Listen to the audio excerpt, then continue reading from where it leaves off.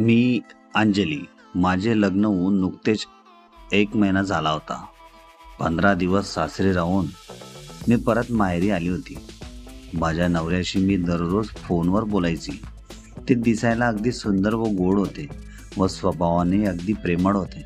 लग्नाच्या 15 दिवसात आमची एक आठवडाभरच प्रेमाची भेट झाली होती. लग्न झालं की प्रत्येक मुलीला माहेरी आल्यावर आपल्या नवऱ्याची आठवण येतच असते, कारण एकटेपणाची सवय तुटून नवऱ्याची साथ तिला मिळू लागली असते. म्हणून दिवसातून 2-3 वेळेस आम्ही एकमेकांना प्रेमाने फोन करायचो. आज माझा नवरा मला घेण्यासाठी माझ्या माहेरी येणार होता. मला माहेरी येऊन 1 महिना झाला होता. 1 महिन्यानंतर नवऱ्याला भेटण्याची आतुरता माझी अधिकच वाढू लागली होती. माझ्या घरात मी, माझी आई व माझा लहान भाऊ इतकेच लोक राहत होतो. माझ्या भावाचे नाव हे विनोद होते. त्याचे वय हे 19 वर्ष इतकं होते. संध्याकाळी 7 वाजेच्या सुमारास माझ्या नवऱ्याचे आगमन आमच्या घरी झालं. माझ्या नवऱ्याकडे पाहून मी गालातल्या गालात हसू लागले होते.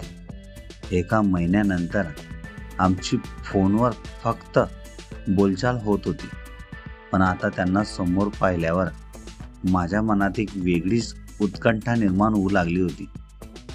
घरात मी आणि आईच होती. भाऊ हा ट्युशनला गेला होता. माझं नवऱ्याचं नाव हे अजय होते. ते सोफ्यावर बसले आणि त्यांच्यासाठी मी एक ग्लास पाणी पिण्यासाठी त्यांना आणले. आम्ही किती वर्षानंतर एकमेकांसमोर आलो असावे असं आम्हा दोघांना वाटू लागलं होतं. तेही माझ्याकडे एकटक नजरेने पाहतच होते. मीही त्यांना समोर बसून न्याडू लागली होती. आमची ही एकमेकांबद्दल भेटण्याची आतुरता समोरासमोर बसून वाढू लागली होती. काही वेळ आईची विचारपूस झाल्यानंतर आई चहा करण्यासाठी किचनमध्ये गेली आणि मी त्यांच्या हातात असलेला खाली ग्लास घेण्यासाठी त्यांच्या जवळ गेली. त्यांच्या जवळ जाताच त्यांनी हळूच त्यांचा हात माझ्या कमरेवर फिरवला. त्यांच्या हातांचा स्पर्श मला एक वेगळीच ऊर्जा व तरंग देऊन गेला.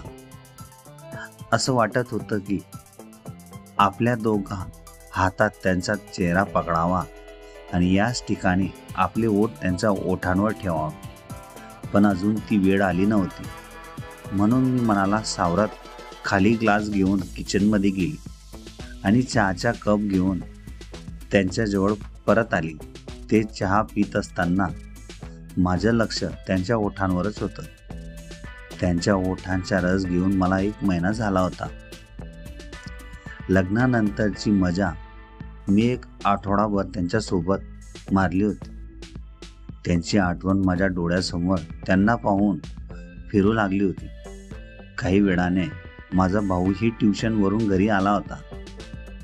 मग मी त्यांच्या हातातून चहाचा कप घेऊन किचनमध्ये गेली आणि स्वयंपाकाचा संच मी व आई पाहू लागली. आई म्हणाली की आता नॉर्मल जेवण बनवूया. उद्या सकाळी थोडं गोड जेवण आपण अजयसाठी करू, कारण तेही प्रवास करून दमले असतील. त्यावर मी आईला हो म्हणाली आणि आम्ही फाटक्यात स्वयंपाकाचा संच लावला. तोपर्यंत विनोदने अजयला बाहेर फिरवण्यासाठी नेले. थोडं अजयलाही फिरून बरं वाटेल, कारण प्रवासाने तो दमला होता. माझे माहेरचे घर व सासरचे घर यांच्यात 20 किलोमीटरचं अंतर होतं. अर्ध्या तासानंतर विजय व अजय हे फिरून घरी परतले होते. जेवणाचीही वेळ आता झाली होती, म्हणून थोडं हात धुवून अजय व विनोद हे जेवणासाठी बसले. अजयला मसाल्याच्या भाज्या जेवणात आवडायची, म्हणून आईने मटर पनीर त्यांच्यासाठी बनवली होती आणि ती छानही झाली होती. अजय अगदी पोट भरून जेवले. त्यानंतर ते TV पाहण्यासाठी पुढच्या हॉलमध्ये बसले आणि मी व आई किचनमध्येच जेवण्यासाठी बसले. ते मला समोर दिसतील अशा ठिकाणी मी बसली होती. मी जसा तोंडात घास टाकत होती तसं माझं लक्ष अजयकडेच होतं. अधूनमधून अजयही माझ्याकडे एकटक लावून पाहू लागले होते. त्यांची नशिली नजर मला अजूनच घायाळ करत होती. आमच्या दोघांच्या मनात एकच उत्कंठा निर्माण होऊ लागली होती.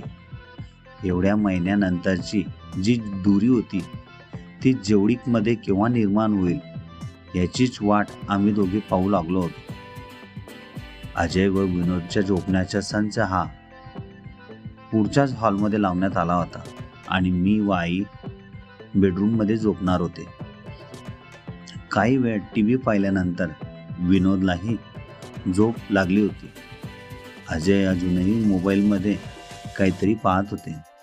मलाही आईजवळ झोप लागत नव्हती. मला फक्त अजयच्या भेटीची मी वाट पाहत होते. रात्रीचे 1 वाजले होते. आईही झोपली होती. मला अजूनही झोप लागत नव्हती.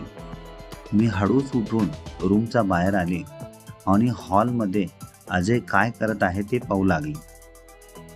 अजय अजूनही मोबाईलमध्ये काहीतरी पाहत होते आणि शेजारी विनोदही झोपला होता.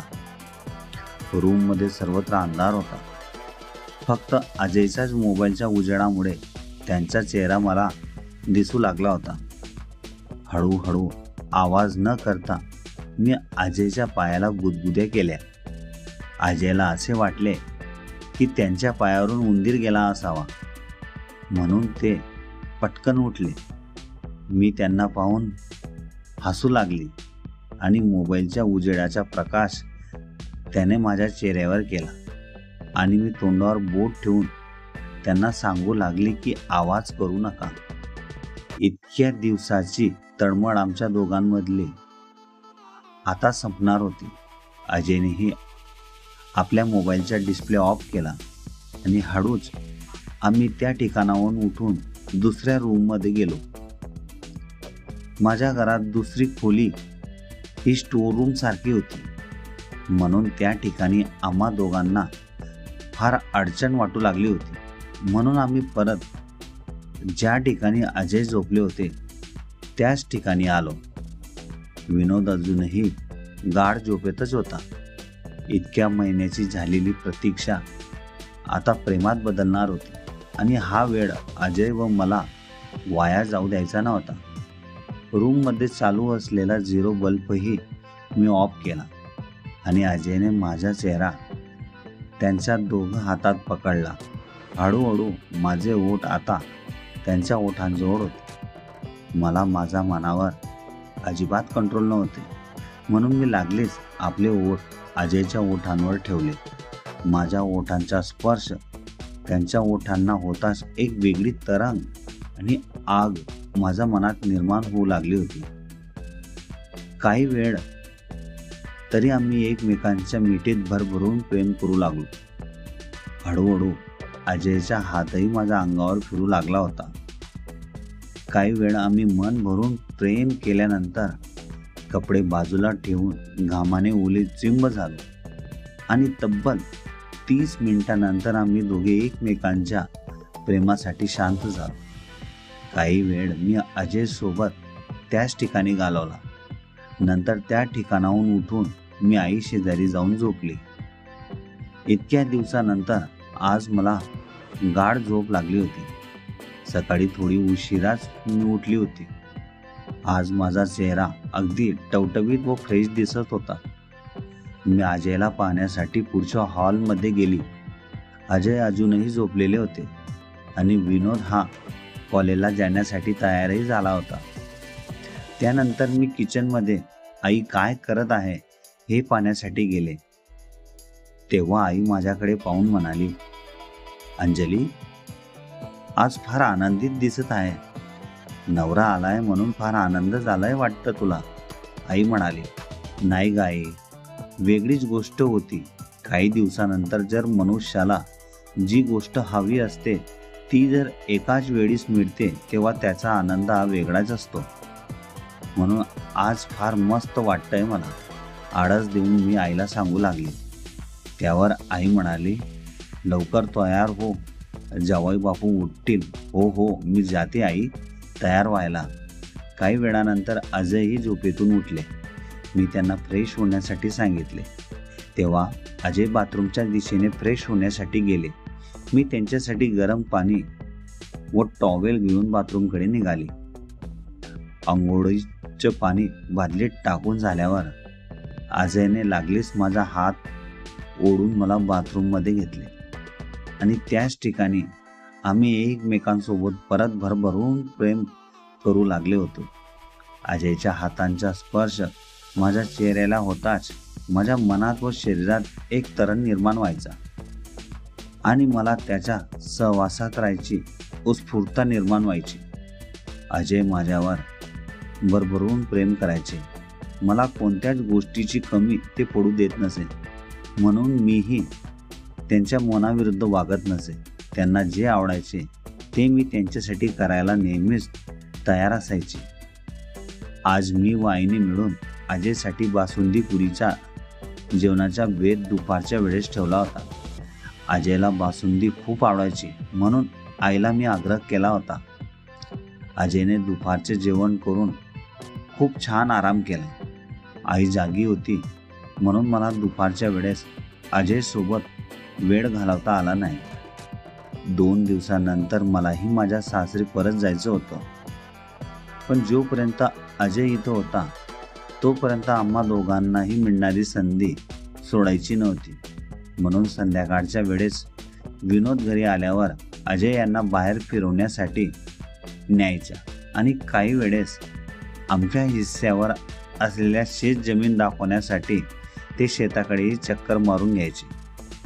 रात्रीच्या वेळेस मी व आईने मिळून हलकेच जेवण बनवले होते, कारण की दुपारचं थोडं डाएट जड झालं होतं, म्हणून आम्ही रात्री तिखट खिचडी करून जेवण केले. त्यानंतर आपापल्या जागेवर अंथरूण टाकून आम्ही झोपलो. अजय कालप्रमाणे पुढच्या हॉलमध्ये विनोदसोबत झोपले होते आणि मी बेडरूममध्ये आईसोबत झोपली होती. दुपारी माझी झोप झाली नसल्यामुळे मला रात्री लवकर झोप लागली. इकडे अजय अजूनही मोबाईल चालण्यात व्यस्त होते. रात्रीचे 2 वाजले होते. अजय अजूनही माझी वाट पाहत होते आणि मी गाढ झोपेतच होती. अजय हळुवार पावलाने आमच्या बेडरूममध्ये आले. रूममध्ये सर्वत्र अंधार होता आणि त्याला वाटले की बेडरूमच्या ह्या कोपऱ्याला मी झोपली असावी, म्हणून माझ्या शेजारी अजय आले. पण त्या ठिकाणी मी नसून माझी आई होती. अजय जसं माझ्यासोबत करायचे तसंच आईसोबतही करू लागले होते, पण आई आवाज न करता अजयचा आनंद घेत होती. माझ्या वडिलांना जाऊनही भरपूर वर्ष झाले होते. आईलाही त्या गोष्टी कालांतराने हव्याशा वाटू लागल्या असाव्यात. अजय व आई आता एकमेकांच्या घट्ट मिठीत होते, पण अजयला माझ्या आणि आईमध्ये काही साम्य वाटले नाही का? तो उत्साहाच्या भरात मला समजून आईवरच भरभरून प्रेम करू लागला आणि आईही त्याच्या प्रेमाचा आनंद घेऊ लागली. काही वेळाने दोघंही घामाने परत ओलेचिंब झाले आणि शांत होऊन आपापल्या जागेवर झोपले. सकाळी मी लवकर उठले होते तेव्हा आई गाढ झोपेत होती. मी आईला उठवले. अगं आई उठ, 7:30 वाजले. आई लगबगीने कपडे आवरत उठली आणि काही मिनिटांनी बाथरूममधून तयार होऊन बाहेरही पडली आणि नंतर मीही फ्रेश होऊन बाहेर आली. त्यानंतर 8:30 वाजेच्या सुमारास मी अजयला उठवण्यासाठी त्यांच्याजवळ गेली. अजयला उठवून मी त्यांना फ्रेश होण्यासाठी बाथरूममध्ये जाण्यास सांगितले. तेव्हा अजय मला म्हणाले, अगं आज लवकर उठलेस तू? लवकर? 8:30 वाजले अजय, घड्याळात बघा. अरे बापरे, आज तर मला पण उशीर झाला. त्यावर अंजली म्हणाली, आज घरात सर्वच उशिरा का उठले असावे? काल रात्री उशिरा झोपले होते का तुम्ही अजय? नाही, आपण जसं वेळेवर झोपतो तसंच, पण काल रात्री तू फार मला जाड वाटत होतीस. मी जाड वाटत होतीस का? हे काय नवीन कारण शोधलं तुम्ही? अगं रात्री मी तुमच्या बेडरूममध्ये आलेलो.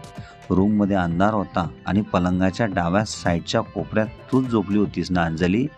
त्यावर अंजली म्हणाली, नाही, मी तर पलंगाच्या उजव्या साईडला होती. तर डाव्या साईडला कोण होतं?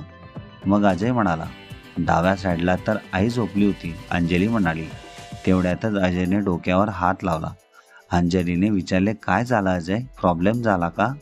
अगं नाही, खूप मोठा प्रॉब्लेम झाला. मला वाटलं तू पलंगाच्या डाव्या साईडला झोपली असावी, म्हणून मी रात्री तुझ्याजवळ आलो होतो. पण आता तू सांगते की मी त्या ठिकाणी नव्हती, तर मग त्या ठिकाणी तुझी आई होती. त्यावर अंजली म्हणाले, तू काही केलं तर नाही ना? मी ते सर्व केलं जे तू माझ्याकडून करून घेतेस. अंजलीने लागलीच तोंडाला हात लावला आणि ती माझ्या पाठीवर मारू लागली. हे काय केलं अजय तुम्ही? एकदा मला उठवायला पाहिजे होतं. अगं पण तुझ्या आईने पण मला नको म्हणायला हवं होतं ना. मला वाटलं होतं की त्यांना पण तेच हवं होतं. अजयने मुक्याटायाने तोंड खाली करून बाथरूममध्ये आंघोळीसाठी गेले आणि मी किचनकडे आईला पाण्यासाठी आले. आईचा चेहरा अगदी आनंदात दिसत होता. म्हणून आई सकाळी उशिरा उठली होती. इतक्या वर्षानंतर वडिलांची कमी तिला माझ्या नवऱ्याकडून पूर्ण करायला मिळाली होती. अशा प्रकारे अजयने मला समजून त्याच्या सासूवर प्रेमाची रात्र घालवली.